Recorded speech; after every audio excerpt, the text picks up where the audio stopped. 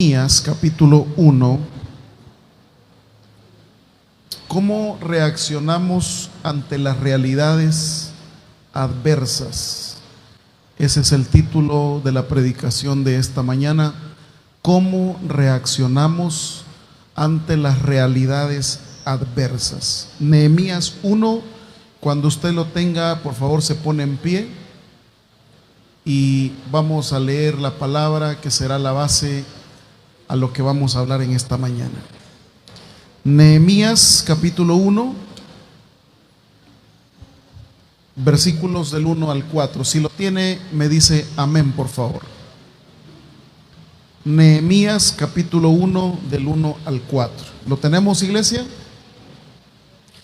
Dice la escritura: palabras de Nehemías, hijo de Acalías. Aconteció en el mes primero de Quisleu, en el año 20, estando yo en Susa, capital del reino, que vino Ananí, uno de mis hermanos, con algunos varones de Judá, y les pregunté por los judíos que habían escapado, que habían quedado de la cautividad, y por Jerusalén.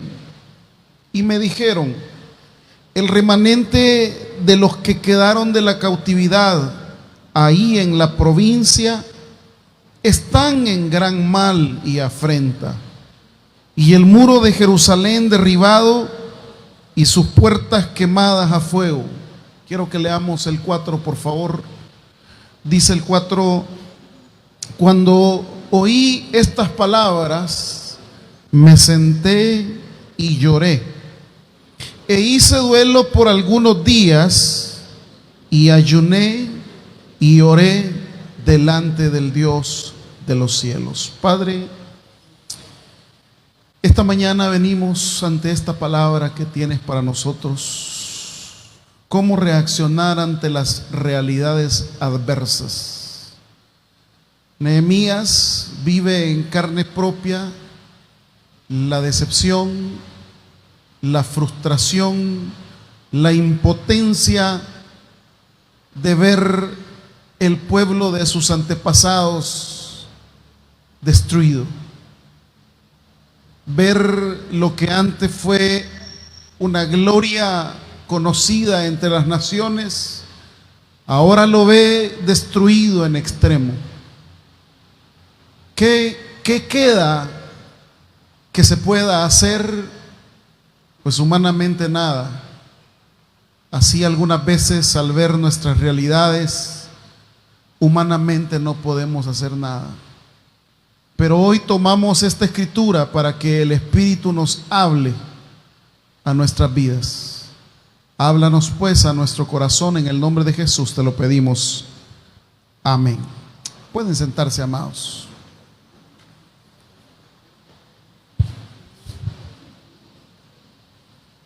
Encontramos en la escritura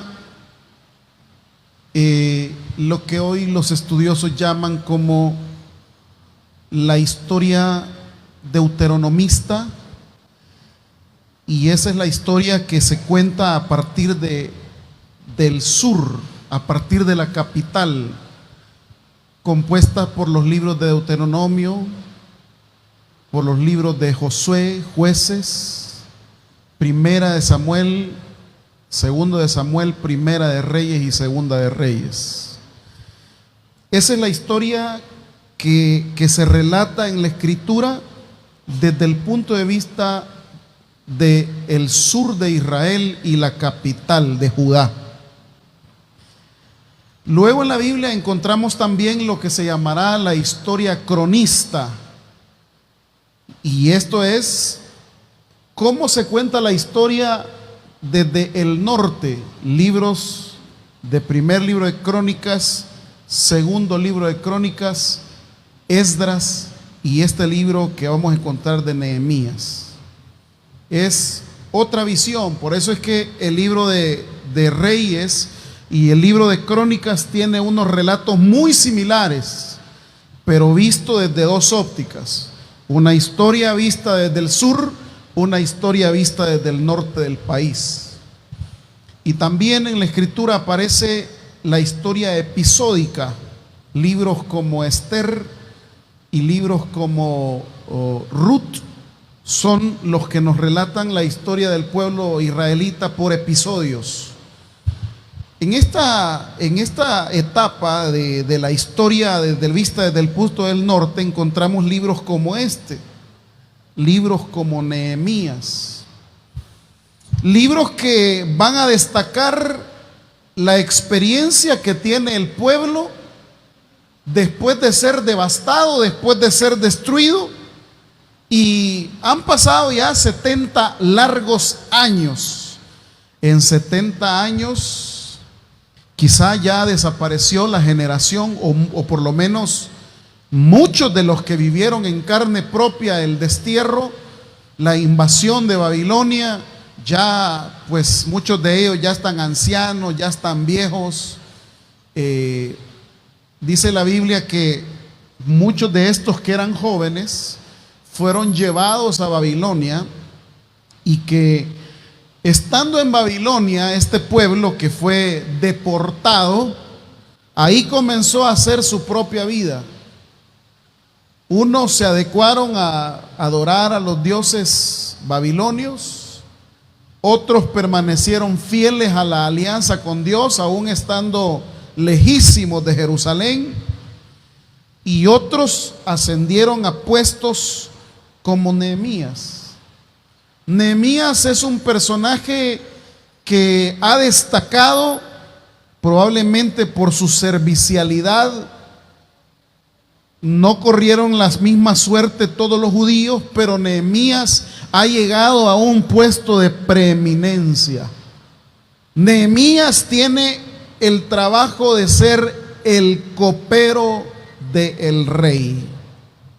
Y como copero del rey, el solo hecho de que, imagínense hasta dónde llega el puesto tan importante. El vino que tomaba el rey primero tenía que ser tomado por Nehemías. Si algo le pasaba a Nehemías, si alguien había tramado algo contra el rey envenenándolo, el primero que iba a morir era Nehemías. Pero por otro lado, pues tenía la misma copa que iba a tomar el rey, primero la tomaba Nehemías. O sea, para que ustedes vean el gran estima que tenía Nehemías ante el rey. Aquí en el capítulo 2, versículo 1, podemos ver algo de lo que les estoy hablando. Dice el capítulo 2, versículo 1: sucedió en el mes de Nisán, en el año 20 del rey Artajerjes, que estando ya el vino delante de él, ¿qué dice Nehemías? Tomé el vino y lo serví al rey. Ahí ustedes pueden ver, el primero que probaba el vino era Nehemías, y después se lo trasladaba al rey. Ahora, pero Nehemías tiene en su corazón aquel deseo de recordar la gloria de Israel, la gloria de los antepasados, todo lo que vivió. Pero la pregunta es, ¿y cómo lo va a hacer?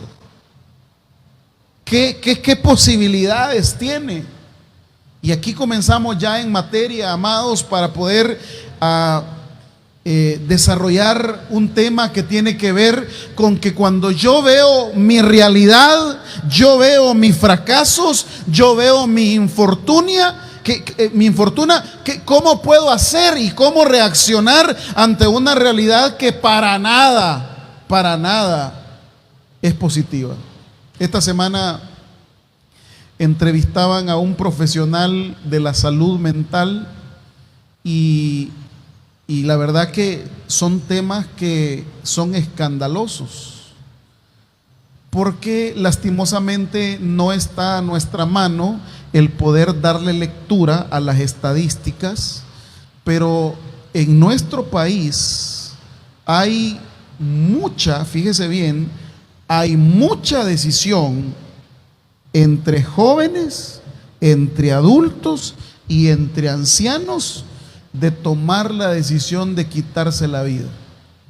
Y él planteaba con estadísticas y decía las principales incidencias que llevan a una persona a tomar la decisión de quitarse la vida es cuando ya no encuentra salida, cuando ya no encuentra remedio a lo que está pasando.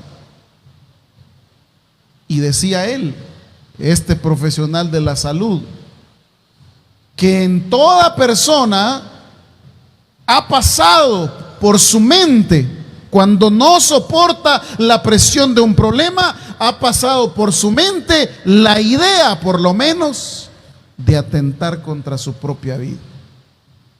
Y él decía, ¿y por qué la gente piensa atentar contra su propia vida cuando no encuentra salida, cuando ve su realidad y dice, esto no tiene ninguna posibilidad, entonces mejor me quito la vida? Y esta es la realidad que vive Nehemías. Una realidad que desde el punto de vista humano no podrá hacerle frente, una realidad que desde el punto de vista humano es imposible. Pero hermanos, la ventaja es que el Dios de Nehemías es el mismo Dios de nosotros. Y el Dios que en esa época, gloria al Señor, y el Dios que en esa época cambió una realidad imposible en posible, es el mismo Dios que también esta mañana quiere trasladarnos ese mensaje. Lo que tú veas como imposible, Dios puede transformarlo en algo posible. Nehemías tiene un gran desafío. Comienza ya el versículo número 2 hablando de esa realidad. ¿Cuál es la realidad que plantea el texto? Dice 1:2 de Nehemías: vino Hananí, uno de mis hermanos, con algunos varones de Judá, y yo les pregunté por los judíos que habían escapado y que habían quedado de la cautividad, y les pregunté también por Jerusalén. En el corazón de Nehemías está: yo quiero reconstruir la ciudad. ¿Qué tengo a la mano para hacerlo? Y es así como le informa uno de sus hermanos. En el texto se dirá en los otros capítulos que este Hanani era hermano de él. Y pues le lleva la noticia. En el corazón de Nehemías nace y decir: bueno, voy a hacer algo por la ciudad, voy a ver cómo o qué mecanismos encuentro para poder hallar una solución a esto, para poder reconstruir nuestro país. Y miren el informe que le dan en el versículo 3. Y me dijeron: el remanente, los que quedaron de la cautividad ahí en la provincia, ¿en qué están? Dice, iglesia, están en gran mal y afrenta. Y el muro de Jerusalén derribado y sus puertas quemadas a fuego.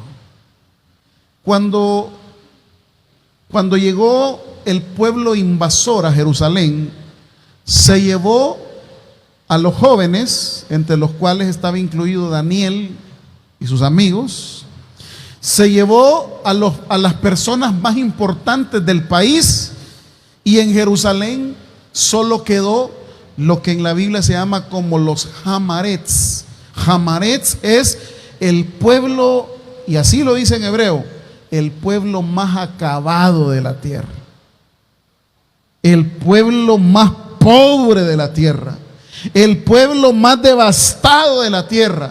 Y cuando le informan a Nehemías y le dicen en el versículo 3, el remanente, los que quedaron de la cautividad ahí en la provincia, están en gran mal y afrenta, le están diciendo: ahorita allá en Jerusalén solamente están los más pobres, no tienen qué comer, no tienen cómo subsistir. Y la palabra otra donde dice están en gran mal y afrenta es lo poco que tienen, han llegado enemigos a quitárselos. Entonces miren, por favor no me pierdan la idea. En la mente de Nehemías está: ¿cómo hago para reconstruir la ciudad? Y con lo primero que cuenta Nehemías es con lo que ha quedado en la ciudad, para decir, hay esperanza. Pero sin embargo el reporte es, todos los que han quedado, ¿cómo están? En gran afrenta y la están pasando mal. Es decir, esa no es una opción para decir que Nehemías va a pensar, pues sí, hay chance, porque en Jerusalén ha quedado devastado y ha quedado empobrecido. ¿Me siguen la idea acá, hermanos? Segunda alternativa. La segunda alternativa es todos los judíos que están ahí en Babilonia y que quieren regresarse a Jerusalén. Pero le tengo noticias. ¿Qué persona se va a querer regresar a un pueblo destruido y empobrecido? Y es como nuestra diáspora. Ellos allá en Estados Unidos, en cualquier lugar, que la cola champán, que las pupusas, que esto y que lo otro, ay, que mi país lindo, ay, que esto. Pero usted les pregunta, ¿te quisieras volver a venir a vivir aquí? ¿Sabe qué dicen? No quieren. Y esto es lo que experimentó Israel. Nehemías probablemente hace un sondeo sobre quienes quieren regresarse a Jerusalén a trabajar y no tiene a nadie. Porque los judíos que han nacido en la diáspora, probablemente algunos de ellos ya no son más judíos, sino que ahora tienen más mente de Babilonia. Es como cuando están los papás que son salvadoreños, llegan a los Estados Unidos, sus hijos nacen y de repente está el juego, el partido de fútbol, va, El Salvador versus Estados Unidos. El papá está gritando, vamos El Salvador, vamos El Salvador. Pero el cipote que nació allá, se ha criado allá, habla inglés, ¿sabe con quién va?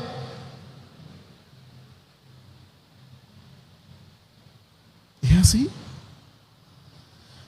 Usted sabe que religiosamente uno de los problemas que hay religiosos allá en los Estados Unidos, por ejemplo, es que los papás quieren ir a iglesias de habla hispana, pero los hipotes estos que han nacido y se han criado allá, quieren ir a iglesias donde solo se habla inglés. No sé si me estoy dando a entender. Y le estoy ilustrando de esta forma para que vea el lío con que topa Nehemías.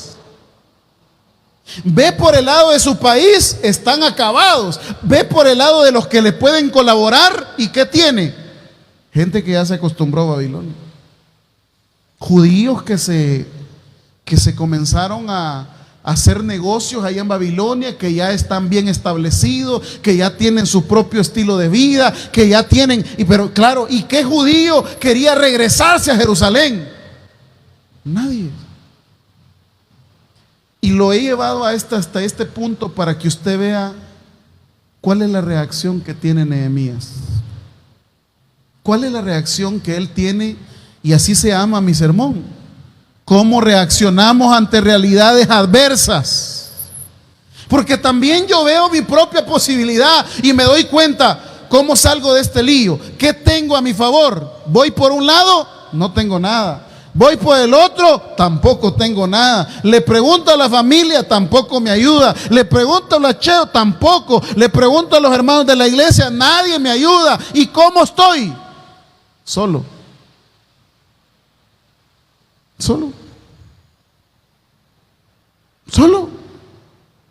Por mucho que la gente pueda decir, no se preocupe, no, tal cosa. Hermanos, es maldito aquel que confía en el hombre y es bendito aquel que pone en Jehová su confianza. Pero estamos solos. Por eso es que solo así se comprende cómo reacciona Nehemías. Solo así se comprende la situación que muchos de nosotros reaccionamos, y es una reacción muy normal. Dice el 4: Y aquí está la primera evidencia de cómo reacciona Nehemías. ¿Qué dice el versículo 4? Cuando oí estas palabras, ¿qué hizo Nehemías, iglesia? Me senté. ¿Y qué hizo? Y lloré. El lloro, desde la psicología, sirve para desahogar algunas penas. El lloro puede tranquilizar o puede hacer que se desahogue la carga que hay en mi interior. Pero sin embargo, el lloro no resuelve problemas. El lloro no, qué bueno que con pegar una llorada yo resolviera las cosas. No, desde el punto de vista de una terapia psicológica, hasta los psicólogos le dicen, mire, desahogue, llore, que es la reacción que tiene Nehemías. Es que cuando alguien llora es porque con el lloro él está reaccionando a darse cuenta que no tiene ninguna posibilidad humana de salir de su lío. Eso es el lloro. El lloro me hace desahogar todo lo que siento. El lloro, amados hermanos, me hace sentirme una persona impotente. Pero sin embargo, el lloro no me produce nada. Nehemías se sentó y lloró. Y le repito, no está malo. Usted quiere llorar por su situación, usted quiere llorar por su frustración, dele, llore, pero el lloro no le va a producir resultados. El lloro nada más es una expresión de impotencia. El lloro es una expresión de sentirme desarmado. El lloro es una situación muy interior del ser humano, en los cuales se está expresando que no hay salida para eso que está viviendo. Y Nehemías vive esto. No tiene respuesta allá en Jerusalén. No tiene respuesta ahí en Babilonia. Probablemente nadie quiere ir con él a reconstruir la ciudad. El problema no es que usted llore. La pregunta de esta mañana es: ¿y cuánto tiempo va a pasar de esa forma? ¿Cuánto tiempo va usted a acostumbrarse a vivir llorando? ¿Cuánto tiempo va a pasar usted que siempre vive derramando lágrimas tras lágrimas, tras lágrimas, tras lágrimas? Esta mañana el Señor le viene a decir con su palabra: hijo lindo, yo no quiero que todo el tiempo pases llorando. Yo quiero también cambiar esas lágrimas en gozo. Yo quiero cambiar esa situación de impotencia, la quiero cambiar para que tú te des cuenta el tipo de Dios que yo soy, y que cuando las cosas son imposibles para los hombres, para Dios todas son posibles. Pero Nehemías se sentó a llorar. ¿Hemos de culpar a Nehemías por este sentimiento tan natural desde el punto de vista humano? No. ¿Hemos de criticar a la gente que llora? No. Pero ¿qué logramos con las lágrimas? Ojalá que llorar resolviera el problema de mis deudas. Si de eso se tratara, yo le lleno 2 baldes de lloro esta mañana. Pero eso no resuelve mis deudas. Pero eso no resuelve mis problemas. Segunda reacción que tiene Nehemías después de este proceso de lloro, aquí va aumentando. Dice el versículo: oí estas palabras, me senté y lloré e hice duelo. ¿Por qué dice? Algunos días. Llorar es como una reacción de repente. Me dan una mala noticia y son las lágrimas que, ay, comienzo a llorar por algo malo, me doy cuenta de algo y comienzo a llorar. Es una cosa, una reacción rápida. Pero aquí el problema se va agravando más. Porque esta tristeza no es cuestión de horas, no es cuestión de un rato. ¿Qué dice el texto? Hice duelo por algunos. Ya es una frustración que se ha pasado de ser momentánea a una frustración que se vive de manera permanente. Ya la tristeza ya es parte de mi estilo de vida. Todo el tiempo paso llorando, todo el tiempo paso deprimido, todo el tiempo paso sin esperanza. A esto le llaman los profesionales de la salud mental, esta etapa se llama una depresión permanente. No me alegra nada.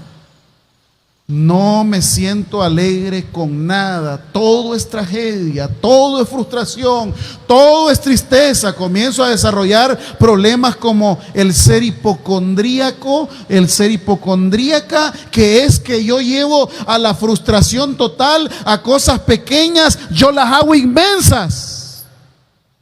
¿Pero por qué? Por el estado de ánimo que estoy viviendo. Pienso que todo está en contra de mí.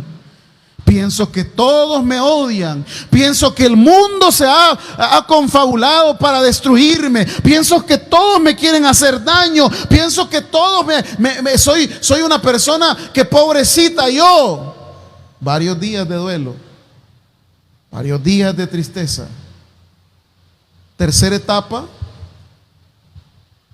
Dice Nehemías: me senté y lloré, hice duelo por algunos días. Y aquí dice una expresión religiosa. ¿Y qué dice el texto? Y ayuné.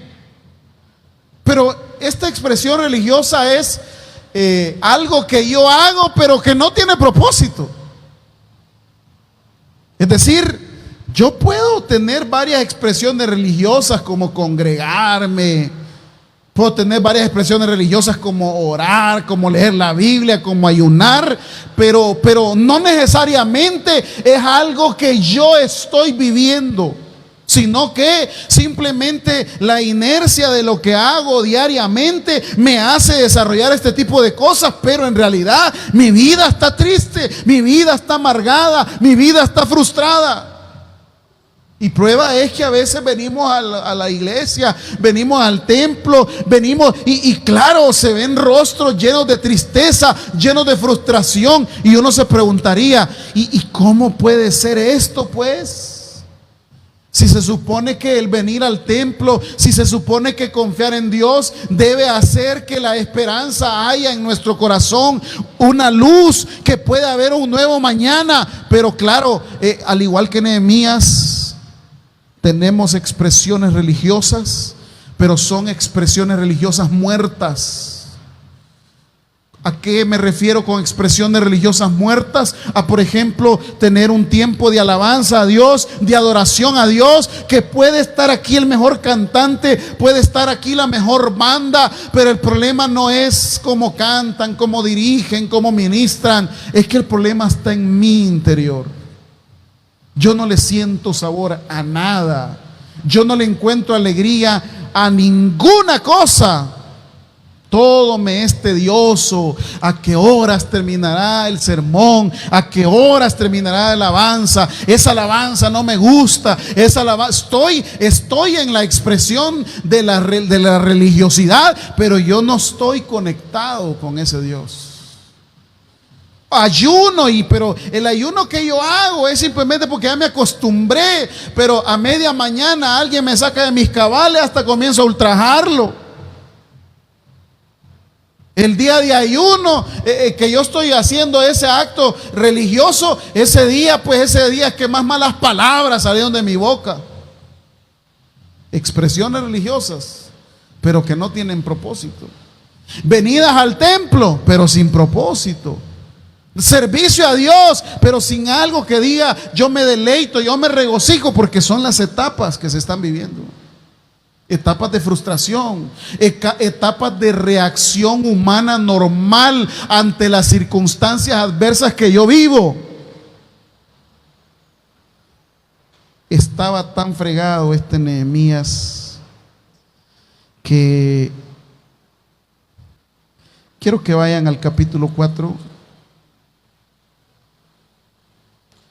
Con todo y todo, logran reunir un grupito, logran hacer el esfuerzo y llegar hasta la capital, a Jerusalén, como si no fuera ya difícil la situación.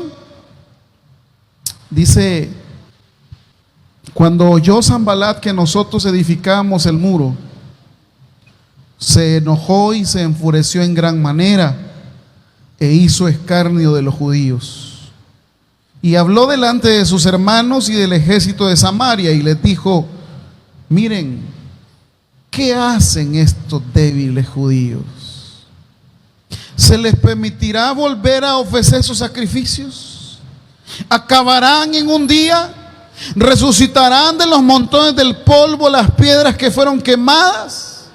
O sea, con todo y todo, hacen lo posible para reconstruir la ciudad. Hacen lo posible para volver a levantar sus muros, pero comienzan a emerger enemigos. Y los enemigos les dicen: ¿qué hacen estos débiles? O sea, ellos tienen razón. O sea, la lectura que le está dando Sanbalat y todos los que están ahí, la lectura de la realidad es una cosa innegable. Cuando Sanbalat dice: ¿y estos babos qué van a hacer? Y todos son acabados. Y los poquitos que han venido a Babilonia, no, probablemente solo viejitos habían regresado, porque los jóvenes allá se quedaron en Babilonia. O sea, tienen razón. Tiene razón. Y la cosa se complica más, porque ya no solamente es el estado interno de lloro, de frustración permanente, de religiosidad muerta, sino que ahora hay que añadirle: hay enemigos que se están burlando. Y no solo se burlan. Versículo 6 del capítulo 4. Edificamos pues el muro y toda la muralla fue terminada hasta la mitad de altura, porque el pueblo tuvo ánimo para trabajar.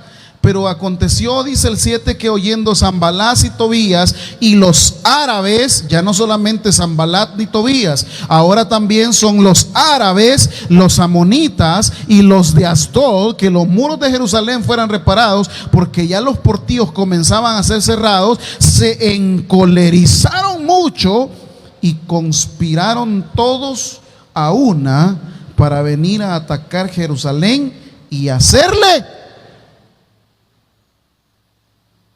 O sea que ahora, con lo poquito que han hecho, ahora en medio de esa situación, también se va a hacer una guerra.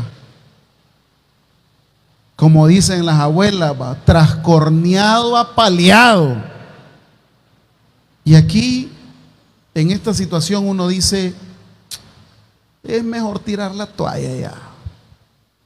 O la expresión coloquial del salvadoreño: ya no me voy a dar paja, va. Mejor me regreso. Si allá donde el rey, allá yo soy el copero, tengo un lugar donde vivir en el palacio, no me hace falta nada. O me quedo llorando, me quedo frustrado, me quedo sin hacer nada. ¿Cuál es el problema? Pero Nehemías hizo algo. Cuando está la mayor afrenta, cuando está la mayor dificultad, vuelva al 1:4 por favor, y quiero que lo subraye, porque esto será el punto de partida para que la realidad cambie. Así como cambió para Nehemías, también cambie para nosotros. ¿Qué dice el final del versículo 4? Y oré delante del Dios de los cielos. Capítulo 4 que acabamos de leer ¿Qué dice el versículo 9? Entonces, ¿qué dice el 4:9 de Nehemías?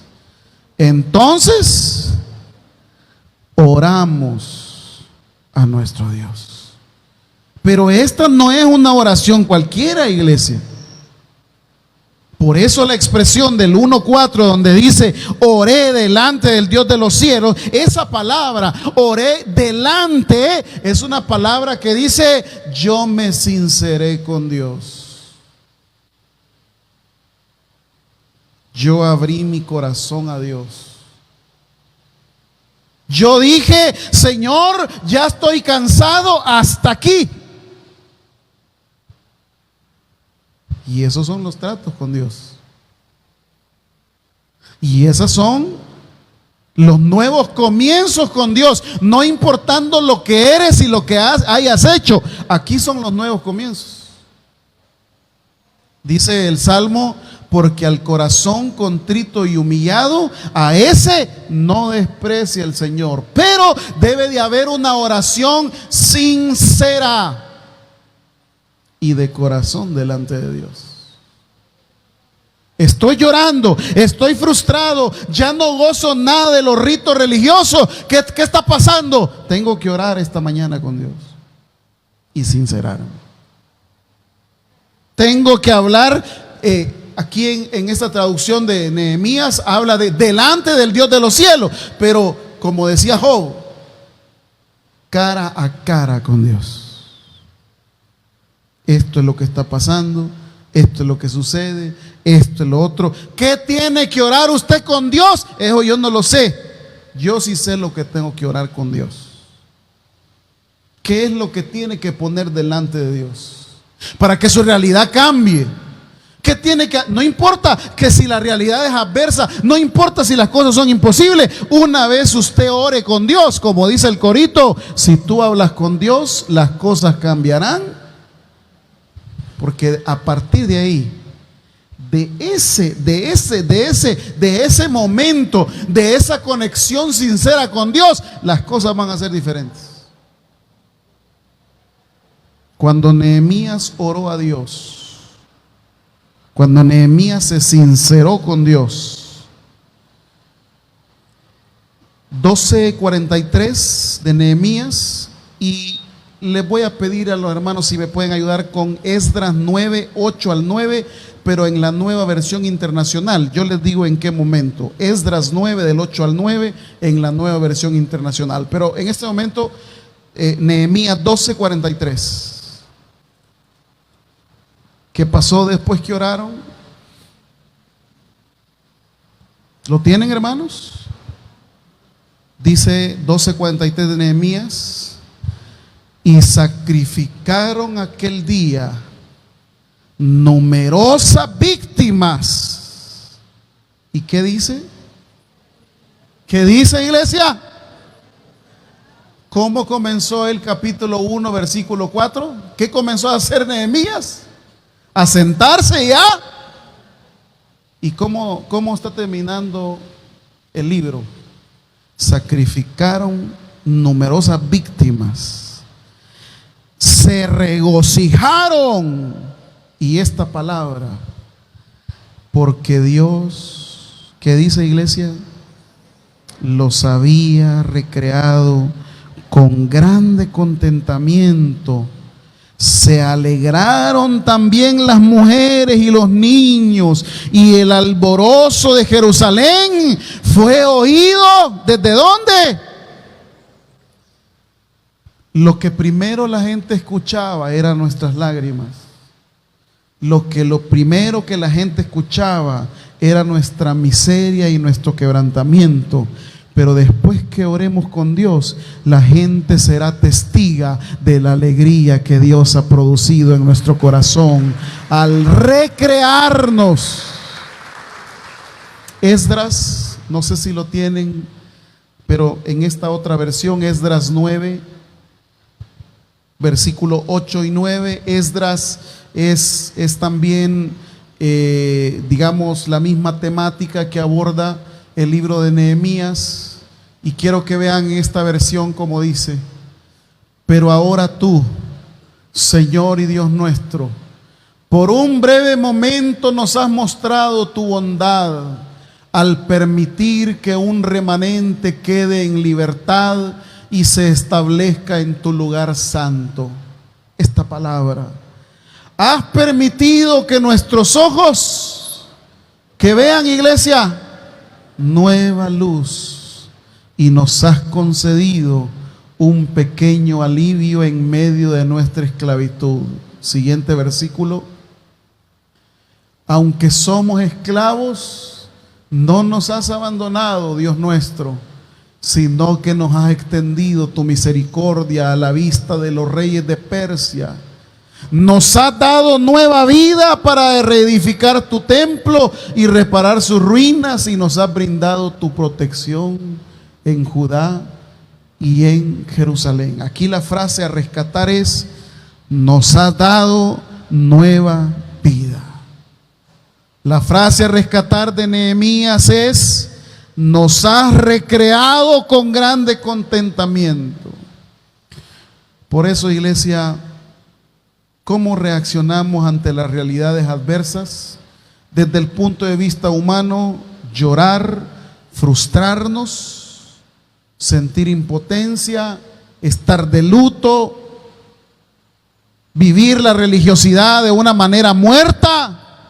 Pero una vez hablemos con Dios, así como en esta mañana, el Señor nos va a dar alivio y nos va a dar una nueva luz en medio de esa oscuridad que estamos pasando. Démosle un fuerte aplauso al Señor. Padre, gracias te damos por esta palabra. Señor, hay quienes nos identificamos con Nehemías. ¿En qué etapa está usted? ¿Está en la etapa de lloro? ¿Está en la etapa de frustración? ¿Está en la etapa de todas las cosas religiosas, vivirlas de manera seca, como predicamos a las 7 de la mañana? Sin propósito, sin sentido. La pregunta es: ¿va a llegar a la cuarta etapa, que es orar delante del Dios del cielo? ¿Va a llegar a esa cuarta etapa, que es hablar con Dios cara a cara? Porque si usted no llega a la cuarta etapa, no tendrá un final diferente como lo tuvo Nehemías. Si usted se queda en esa etapa de llorar, pues ahí va a permanecer por años, por décadas. Llega a la etapa de frustración permanente, es posible que incluso hasta desarrolle enfermedades psicosomáticas, enfermedades causadas por la depresión. Azúcar en la sangre, por ejemplo, insuficiencia renal, derrame, porque la depresión es una de las causas de dichas enfermedades. Por eso es necesario que lleguemos a la cuarta etapa, a hablar con Dios y decirle: Señor, aquí estoy. Así como un día Nehemías oró, también esta mañana quiero orar. Quiero pedirle a todos aquellos que quisiéramos orar con sinceridad ante Dios, que se pongan de pie. Vamos a decirle: Señor, no quiero vivir llorando de manera permanente. Señor, no quiero vivir de manera deprimida siempre. Señor, ya no pienso seguir con esta religiosidad muerta. Hoy quiero hablar cara a cara contigo, Señor. Hoy quiero volver a empezar.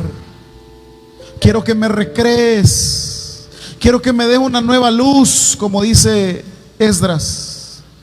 Quiero que me permitas volver a regocijarme. Y que así como la gente a nuestro alrededor oyó las lágrimas, también pueda escuchar la alegría de lo que tú has hecho en nosotros. Padre, aquí está tu pueblo.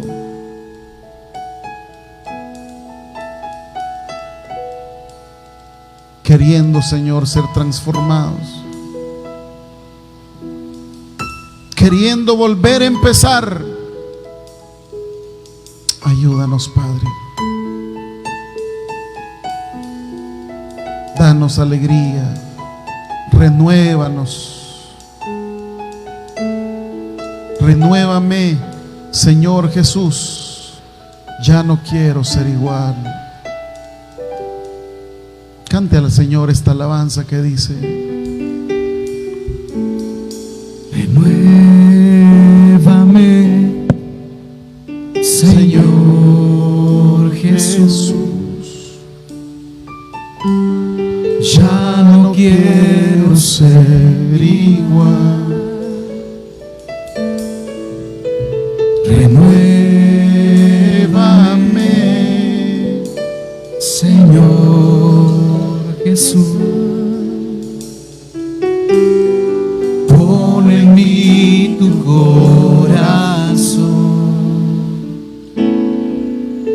porque todo lo que hay dentro de mí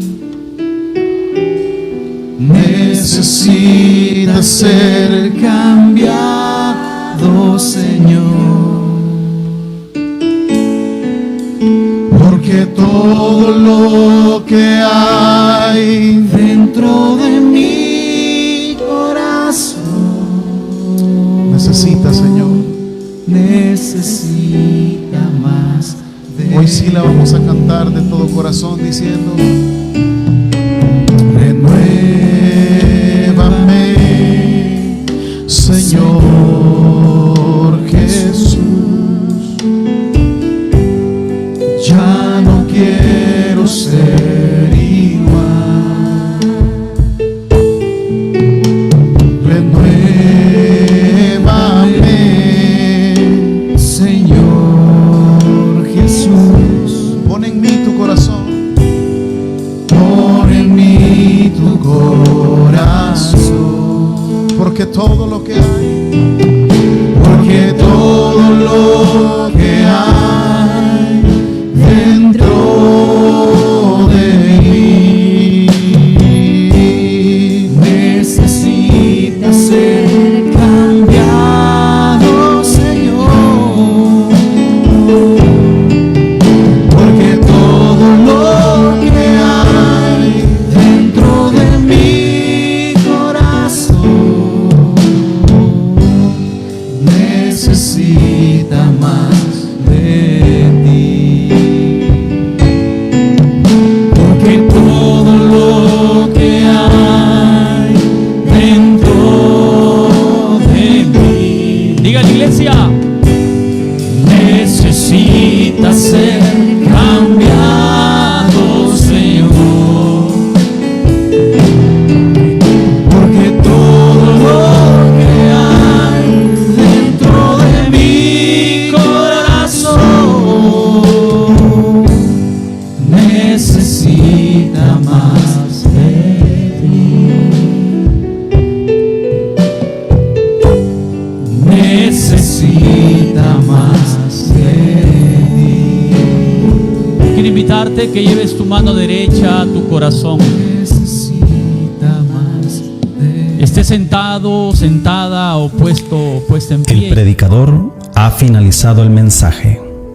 Es hora que recibas a Jesús como tu único y suficiente Salvador personal. Hazlo de la siguiente manera: Señor Jesús, yo te recibo hoy como mi único y suficiente Salvador personal.